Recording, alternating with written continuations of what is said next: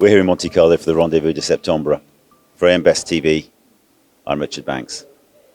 And I'm joined now by Charles Mathias, Group Deputy Chairman at Fidelis Partnership. Charles, it's great to see you again. Welcome. Great to see you too. Thank you for asking me. So, Fidelis celebrates its 10-year anniversary this year. Yep. But it's not resting on its laurels. I can't imagine that would ever be the case. But what can we expect to see in the immediate future? So I think really what's happened over the last year since we spoke is that we now talk about ourselves as a risk allocator rather than an MGA. And when people talk about MGAs, a lot of people think, well, it's a monoline annual venture company, and that's not what we are. First and foremost, we write nearly 140 lines of business now. So we're a very, very diversified company. Second of all, whilst the Fidelis Insurance Holdings, the Fidelis Insurance Group, remains our core partner, our sister company, they have right of first refusal over everything we do. We did start our Lloyd Syndicate with Lloyd's names, with the Hamden agency last year, and that's been a great success. The original target for gross written premium for the syndicate for this year was 550 million.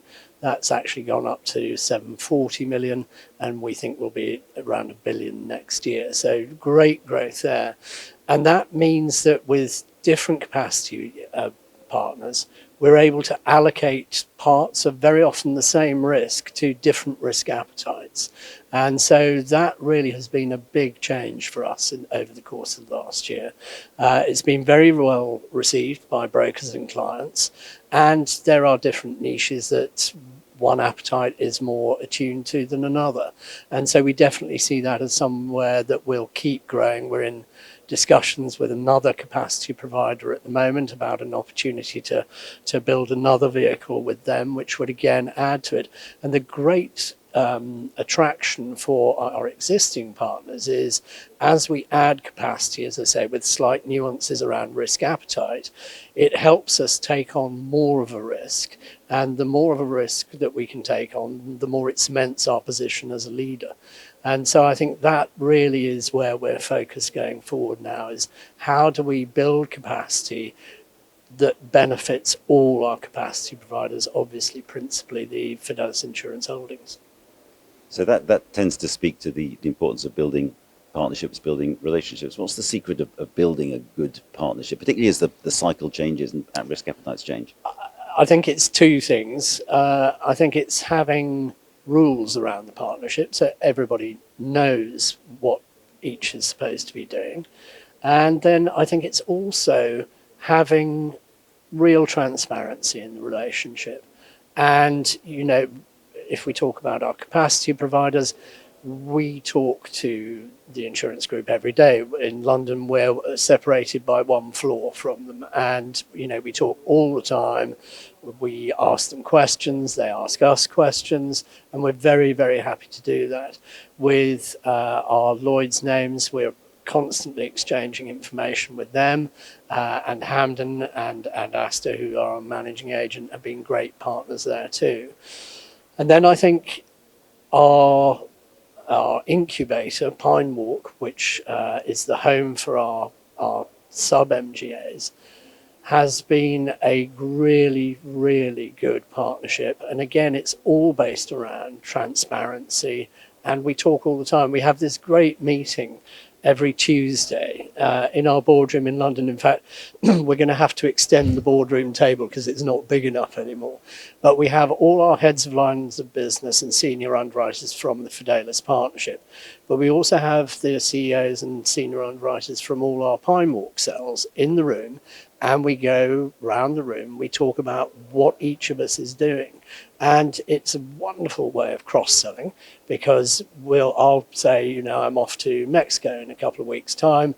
Who's got a contact there they'd like me to see? And so we can absolutely use that as a venue, through that transparency about who's doing what, to say, let's build more business together. And I think that's really important to how we go about it. So you've moved on from being considering yourself an MGA to this risk allocator, but the MGA segment itself is still thriving. It seems to be the talk of the town. What's made that segment so successful? Yes, I was talking to someone yesterday. I first went to work for an MGA an embarrassingly long time ago. I think it was 1990. And at the time, I was in the US, and I'd talked to friends in London. They said, "Oh dear, you're going to work for an MGA." You know, there was a disdain for it. And it was the assumption was you went to work for an MGA because you weren't quite good enough to get a real job. And now that's completely reversed. You have got to be absolutely top of your class, top of your line of business in order to be a candidate for an MGA. And I think a lot of people are at that stage in a career, you know, 20, 25 years into a career, and they're looking around and they're thinking, well, I've got a great track record, I've got great experience, I've got great client and broker relationships. I want to monetize that now. And an MGA is a really good way for them to do that. And, you know, our Pine Walk incubator provides all the services behind them. It provides their accounting, their compliance, their regulatory, all of that. And so they can focus on their clients, their brokers, and their business. And I think that's very attractive to people who don't want to be sucked into a big bureaucratic corporate world as they become more senior. So we think that that will continue.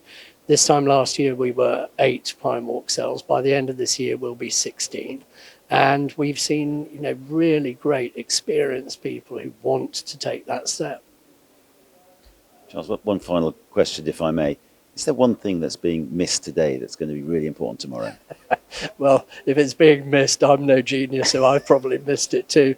I suppose the thing that we are thinking more about than we were is just how trade relationships and economic relationships and the changes in those are going to affect our business. And I think there are a lot of people who are throwing up their hands up in the air about, you know, what's happening with America and their tariffs.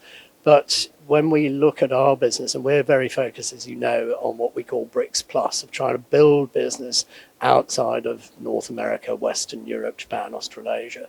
And we're doing a huge amount of traveling to support that. You know, we were talking with a major client from Saudi Arabia last night. And as we look at what's happening in the world, we see a lot of opportunity, and it will disrupt trade relationships. But you look at the summit in China last week, 27 nations who account for a really significant slice of global GDP, talking about how they can do more together.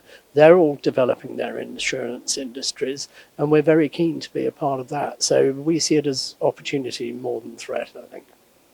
Charles, it's always a great pleasure to talk to you. Thank you very much indeed for your time. Likewise. Thank you, Richard.